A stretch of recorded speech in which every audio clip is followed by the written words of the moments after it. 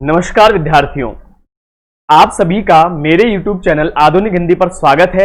मैं राकेश कुमार एक बार फिर से आपके सामने आपकी पुस्तक सृजन का एक नया अध्याय नंबर 3 रहीम दास जी के द्वारा रचित नीति के दोहे लेकर उपस्थित हूं। विद्यार्थियों, जैसा कि आपको पता है, इससे पूर्व हम काफी चैप्टर पढ़ चुके हैं जो कि मेरे चैनल पर अभी भी उपलब्ध है। आप चाहें तो वहां से जाकर उनको पढ़ सकते हैं। और आज हम आपका अध्याय 3 पढ़ेंगे, नीति के दोहे। तो सबसे पहले रहीम दास जी के जीवन की हम बात करेंगे।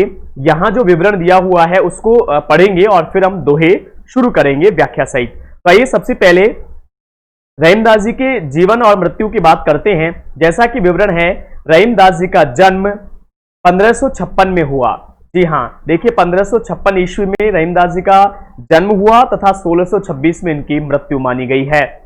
इसके बाद अगर हम बात करें विवरण की, तो देखिए लिखा है रहीम जी का पूरा नाम अब्दुल रहीम खान खाना था। बिल्कुल, रहीम दास जी का जो पूरा नाम है वो है अब्दुल रहीम खान खाना। इनके पिता का नाम बैरम खां या बैराम खां था, जो कि मुगल बादशाह हुमायूं की मृत्यु के बाद अकबर के संरक्षक का दायित्व निभाया था। जिसने, आप लोगों में से अनेक विद्यार्थियों को पता होगा, हम इतिहास में हम लोग पढ़ते भी हैं कि जो अकबर एक सम्राट हुआ अकबर, उनके संरक्षक थे बैराम खां। उनके पुत्र थे अब्दुल रहीम खान खाना, जिनका हिंदी साहित्य में प्रचलित नाम है रहीम या रहीमदास। आगे चलते हैं। रहीम जी बचपन से ही साहित्य प्रेमी और बुद्धिमान थे। बिल्कुल, उन्हें अपने माता पिता से वीरता, राजनीति और दानवीरता तथा काव्य जैसे गुण विरासत में मिले थे। जी हाँ, ये एक अच्छे साहित्यकार होने के साथ साथ बहुत ही अच्छे योद्धा भी थे, सैनिक थे। रहीम का व्यक्तित्व बहुत प्रभावशाली था। वे सामंजस्यवादी थे। श्री कृष्ण के प्रति उनकी अथाह श्रद्धा थी, अर्थात मुस्लिम होते हुए भी, ये बहुत ही अच्छी एक बात है कि मुस्लिम होते हुए भी भगवान कृष्ण के प्रति इनकी बहुत ज्यादा श्रद्धा थी। भगवान कृष्ण को समर्पित करके इन्होंने अनेक तरह की रचनाएं लिखी हैं। उन्होंने अपने काव्य में रामायण, महाभारत, पुराण तथा गीता जैसे ग्रंथों के कथानकों एवं पात्रों का बखूबी उल्लेख किया है। इनके काव्य में नीति, भक्ति, प्रेम और श्रृंगार का सुंदर समावेश मिलता है, अर्थात नैतिकता से जुड़ी हुई भक्तिमय रचनाएं, प्रेम पूरित रचनाएं और श्रृंगार से पूरित रचनाएं मिलती हैं इनके साहित्य कोश में। रहीम को दोहा छंद का नाम है, सोरठा छंद है और बरवे छंद, बरवे तथा सवैया छंदों में विशेष महारत हासिल थी। अर्थात रहीम दास जी के साहित्यिक क्षेत्र की बात करें तो ये दोहा, सोरठा, बरवे और सवैया छंदों का अधिकांशतः प्रयोग करते थे। इनकी भाषा शैली की बात करें तो ब्रज तथा अवधी दोनों ही प्रकार की भाषाओं का इन्होंने प्रयोग किया है। विद्यार्थियों, उनकी प्रमुख कृतियां हैं, जैसा कि आपको दिख रहा है स्क्रीन पर कि प्रमुख कृतियों में सबसे पहला नाम है दोहावली, फिर है सबसे पहले दोहावली, फिर है बरवे नायिका भेद, रास पंचाध्यायी तथा मदनाष्टक एवं नगर शोभा इनकी जो है रचनाएं मानी जाती हैं। इसके बाद हम आगे चलें। अपने अनुभवों को उन्होंने जिस सरल शैली में व्यक्त किया वह अद्भुत है। अर्थात रहीम दास जी ने अपने साहित्य में जो अपने जीवन से उन्होंने अनुभव ग्रहण किया, उसको बहुत ही अच्छे एवं सरलतम ढंग से लोगों तक पहुंचाने के लिए अपने साहित्य को आधार बनाया। अपने साहित्य में उन्होंने उसको अभिव्यक्ति दी है। अब हम बात करेंगे कि यहां यानी आपके कोर्स में हम जो उनकी रचनाएं पढ़ने जा रहे हैं, उनके कुछ दोहे पढ़ने जा रहे हैं, उनमें उन्होंने क्या क्या बातें बताई हैं उनकी बात करते हैं। प्रस्तुत पाठ में चयनित रहीम के दोहों द्वारा हमें परोपकार, सज्जनता एवं पर दुख कातरता, देखिए पर दुख कातरता का मतलब होता है दूसरों के दुख को देखकर दुखी होना, अर्थात किसी दुखी व्यक्ति को देखकर हमारा हृदय भी द्रवित हो जाए, उस स्थिति को पर दुख कातरता कहते हैं। स्वाभिमान एवं लोक व्यवहार की सीख इनके दोहों से मिलती है। दीनों पर दया करने वाला व्यक्ति दीनबंधु भगवान तुल्य होता है, अर्थात जो दीनों पर, गरीबों पर, निस्सहायों पर अपनी सहायता देता है, उन सब व्यक्तियों को, वो भगवान के समान होता है। मांगने से मनुष्य की महत्ता घटती है, देखिए, रहीम जी ने एक जगह कहा कि यदि व्यक्ति किसी से मांगता है कोई भी वस्तु तो मांगने से मान में कमी आती है, मनुष्य का महत्व कम हो जाता है। उत्तम स्वभाव वाले मनुष्य को कुसंग दुष्प्रभावित नहीं करती, अर्थात अगर आप बुरी संगति में रहते हैं, जैसा कि तुलसीदास जी वाले चैप्टर में मैंने आपको बताया था, वहां तुलसीदास जी कह रहे थे कि राम कृपा तुलसी सुलभ गंग सुसंग समान, कि गंगा नदी जिस प्रकार किसी भी प्रकार का जल क्यों ना हो उसको पवित्र करती है, उसी प्रकार सत्संगति मनुष्य को सुधारती है। उसी क्रम में यहां पर उसी प्रकार रहीम जी कहते हैं कि कुसंगति से जो अच्छे स्वभाव वाले, निर्मल स्वभाव वाले, उत्तम स्वभाव वाले व्यक्ति होते हैं उन पर उसका प्रभाव नहीं होता। सज्जन परोपकार के निमित्त ही संपत्ति का संग्रह करते हैं। जो सज्जन होते हैं वो केवल परोपकार के लिए ही संपत्ति अर्जित करते हैं, अर्थात वे अपनी संपत्ति का प्रयोग हमेशा दूसरों की सहायता करने के लिए ही करते हैं। धनी पुरुष निर्धन होने पर अपने अतीत की चर्चा ऐसे करते हैं जैसे अश्विन मास के जलविहीन बादल गरजते हैं, अर्थात जब अश्विन मास आता है तब जो जलविहीन अर्थात खाली रिक्त बादल होते हैं वे सिर्फ गरजते हैं, बरसते नहीं हैं। उसी प्रकार जो व्यक्ति पहले कभी धनी थे और अब निर्धन हो गए, वे उसी प्रकार की पुरानी बातें दोहराते हैं। अच्छे लोगों के रूठने पर आगे कहते हैं कि अच्छे लोग यदि रूठ जाएं तो उन्हें मना लेना चाहिए, क्योंकि हमेशा अच्छे लोगों की संगति अच्छी होती है। आंख से निकलने वाले आंसू घर बेधी की तरह हमारी व्यथा को जग जाहिर कर देते हैं। काम पड़ने व काम निकलने पर लोगों का व्यवहार भिन्न भिन्न होता है। इस प्रकार की नैतिकता से संबंधित चीजों को यहां पर रहीमदास जी ने अपने दोहों में स्थान दिया है, जिनको हम आपके कोर्स में पढ़ने वाले हैं विद्यार्थियों। तो आइए एक एक करके आपके कोर्स के दोहों का अध्ययन करते हैं और उन्हें समझते हैं। सबसे पहला दोहा हम ले रहे हैं। देखिए, इसमें सबसे पहले मैं आपको बताऊंगा कि प्रसंग कैसे आपको लिखना है। वैसे मैंने सहप्रसंग व्याख्या लिखना पहले आपको एक वीडियो में सिखा रखा है, जिसका मैं डिस्क्रिप्शन में लिंक भी दे दूंगा, वहां से जाकर आप सहप्रसंग व्याख्या लिखना सीख सकते हैं। बीच बीच में जहां भाषा शैली, अलंकार, छंदों से संबंधित बातें आएंगी वो मैं साथ साथ आपको बताता चलूंगा।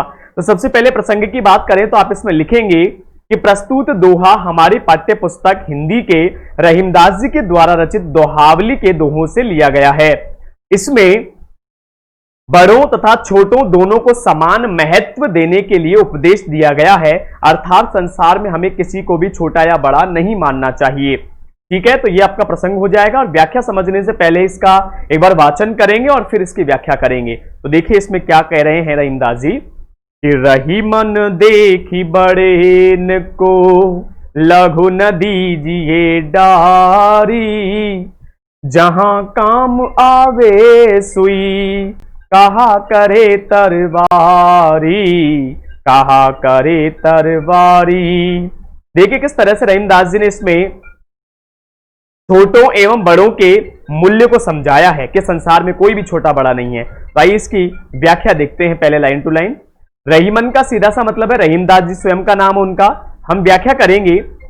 पहले एक बार मैं इसका शाब्दिक अर्थ बता दूं आपको। देखिए बड़ेन का अर्थ है बड़ों को, लघु यानी छोटा, डारी यानी त्याग देना। जहां काम आवे सुई, सुई आप जानते ही घर में हमारे सुई धागा जो हम प्रयोग करते हैं, तो और तलवारी का मतलब है तलवार। रहीमदास जी प्रस्तुत दोहे में रहीमदास जी कहते हैं कि कभी भी छोटों को हमें त्यागना नहीं चाहिए, अर्थात बड़ों को देखकर छोटों को त्यागना नहीं चाहिए, अर्थात बड़ी वस्तु के प्राप्त हो जाने पर छोटी वस्तु को तुच्छ नहीं समझना चाहिए, क्योंकि जहां छोटी सुई से काम निकाला जा सकता है वहां बहुत बड़ी तलवार कोई काम नहीं आती, अर्थात तलवार के कोई मायने नहीं होते वहां। इससे यह संदेश दे रहे हैं रहीम जी कि इस संसार में बड़ों और छोटों का समान महत्व होता है, सभी इस संसार के अंदर उपयोगी और महत्व रखने वाले हैं। अगले दोहे की ओर बढ़े। अगला दोहा क्या कह रहा है देखिए। अच्छा, इसमें एक चीज आपको बताता चलूं कि यदि आप इसका प्रसंग लिखने के बाद व्याख्या तो आप लिख लेंगे, मैंने बताया आपको। इसके बाद आप विशेष लिखें तो उसमें आप लिख सकते हैं ब्रज भाषा का प्रयोग हुआ है इसमें, तथा छोटों एवं बड़ों दोनों को समान मानने का उपदेश दिया गया है, जो अत्यंत सुंदर है, तथा आप इसमें अंत्यानुप्रास अलंकार बता सकते हैं। आगे देखें कि एके साधे सब सधे, सब साधे सब जाय, रही मन मूल ही सींचिबो, फूले फले अघाय, फूले फले अघाय। अब यहां देखिए इसकी व्याख्या क्या होगी। सबसे पहले हम बात करें इसमें, तो कवि रहीम जी कहते हैं कि एके साधे सब सधे। इसमें सबसे मूल रूप से बात यह है विद्यार्थियों कि इसमें एकेश्वरवाद का संदेश दिया गया है कि हमें एक ही ईश्वर के अर्थात ईश्वर के किसी भी एक स्वरूप की ही आराधना करनी चाहिए। और उसका एक संदेश भी बताया है कि क्यों हमें ऐसा करना चाहिए। ऊपर वाला जो दोहा था अभी हमने देखा उसमें और इसमें दोनों में ही दृष्टांत अलंकार का प्रयोग हुआ है। अनुप्रास तो है ही, सभी दोहों में अनुप्रास तो होगा ही होगा, इसके अलावा दोनों में दृष्टांत भी है। आगे जो भी अलंकार आता जाएगा उसके हम बात करते जाएंगे। तो देखिए व्याख्या की बात करते हैं। एके साधे सब सधे, सब साधे सब जाए। कवि रहीम जी कहते हैं कि हमें एक स्वरूप की अर्थात देव की, ईश्वर की, परमात्मा के किसी भी एक स्वरूप की आराधना करनी चाहिए, क्योंकि उससे हमारे सब काम सध जाते हैं, सब काम स्वतः ही बन जाते हैं। लेकिन सभी की साधना करने, सभी स्वरूपों की साधना करने के चक्कर में हमारे सब काम निष्फल हो जाते हैं, बेकार हो जाते हैं। जैसे रहीमन मूल सींचिबो, जिस प्रकार रहीमदास जी कहते हैं कि पेड़ के मूल को सींचने पर, सींचिबो का मतलब सींचना, मूल ही यानी जड़, पेड़ के मूल या जड़ को सींचने पर फल फूल सब पत्तियां शाखाएं सब स्वतः ही तृप्त हो जाते हैं। अघाय का मतलब है तृप्त होना। जिस प्रकार पेड़ की जड़ में जल देने पर, पेड़ की जड़ को सींचने पर पूरा वृक्ष स्वतः ही तृप्त हो जाता है, उसी प्रकार परमात्मा की किसी भी एक स्वरूप की आराधना करने पर सभी स्वरूप स्वतः ही संतुष्ट हो जाते हैं और हमारा काम सफल होता है। इसलिए हमें किसी भी एक स्वरूप की ही साधना, आराधना करनी चाहिए। ठीक है विद्यार्थियों, आइए आगे बढ़ते हैं। अगला दोहा लेते हैं हम अपना, और अगला दोहा है, देखिए सबसे पहले वाचन करते हैं इसका, उसके बाद में इसकी व्याख्या और अन्य स्वरूपों की बात करेंगे। कदली सीप भुजंग मुख, स्वाति एक गुण तीन, जैसी संगति बैठिए तैसो ही फल दीन, तैसो ही फल दीन। कवि प्रसंग की बात करें तो इसमें बता रहे हैं, संगति के महत्व को बताया है रहीम जी ने कि हम लोगों की जैसी संगति होती है हमें वैसा ही फल प्राप्त होता है, इसलिए हमारी संगति बेहतर होनी चाहिए, अच्छी होनी चाहिए। आइए व्याख्या की बात करते हैं। यहां देखिए कदली का मतलब है केला, सीप का मतलब है जिसमें मोती पलता है। आप लोगों को पता होगा समुद्र में एक जीव होता है सीप, जिसके अंदर मोती पनपता है, मोती पैदा होता है, तो उसी की बात कर रहे हैं। भुजंग का मतलब है सांप, और भुजंग मुख यानी सांप का मुख। स्वाति एक नक्षत्र है, एक नक्षत्र का नाम है स्वाति। एक यानी एक, गुण तीन यानी गुण तीन होते हैं। जैसी संगति बैठी, जैसी हम संगति करेंगे तैसो यानी वैसा ही, फल यानी फल, दीन यानी प्राप्त होगा या देगा। जैसी संगति हमारी होगी वैसा ही हमें फल प्राप्त होगा। तो ये तो हो गए हमारे शब्दार्थ, और अब हम इसकी व्याख्या की बात करते हैं। तो व्याख्या होगी, देखिए किस तरह से होगी, शुरू करते हैं हम। कवि रहीम कहते हैं कि स्वाति नक्षत्र में बरसा हुआ जल, स्वाति नक्षत्र में बरसा हुआ जल एक ही होता है, लेकिन उसके गुण अलग अलग होते हैं। अर्थात स्वाति नक्षत्र का जल एक होते हुए भी जब उसकी बूंद केले पर गिरती है, केले पर गिरती है तो वह कपूर का रूप ले लेती है, सीप में गिरने पर वह मोती बन जाती है। स्वाति नक्षत्र में बरसे हुए जल की बूंद अर्थात स्वाति नक्षत्र में बरसा हुआ जल जब केले पर गिरता है तो कपूर बनता है, सीप में गिरने पर वही जल मोती का रूप ले लेता है, और वही जल जब किसी सर्प के मुख में गिरता है तो वह जहर का रूप ले लेता है। इसी प्रकार हम जैसी संगति करते हैं हमें इस संसार में वैसा ही फल प्राप्त होता है। अर्थात इस सृष्टि में, इस संसार में हम जैसी संगति करेंगे हमारा स्वभाव और चरित्र वैसा ही हो जाएगा। इसलिए हमारी संगति अच्छी होनी चाहिए। यह संदेश कवि ने इसमें दिया है। और इसमें विशेष बात लिख सकते हैं, अनुप्रास अलंकार तो आप लिखेंगे, साथ ही इसमें दृष्टांत अलंकार आप लिखेंगे। दृष्टांत अलंकार, अनुप्रास अलंकार, ब्रज भाषा, ये सारी चीजें आप उसमें विशेष में ऐड कर सकते हैं। इसके अलावा आप ये भी बता सकते हैं कि अच्छी संगति सदसंगति करने का इसमें संदेश दिया गया है। तो आइए अब आगे के दोहों पर चलते हैं। अगला दोहा क्या कह रहा है?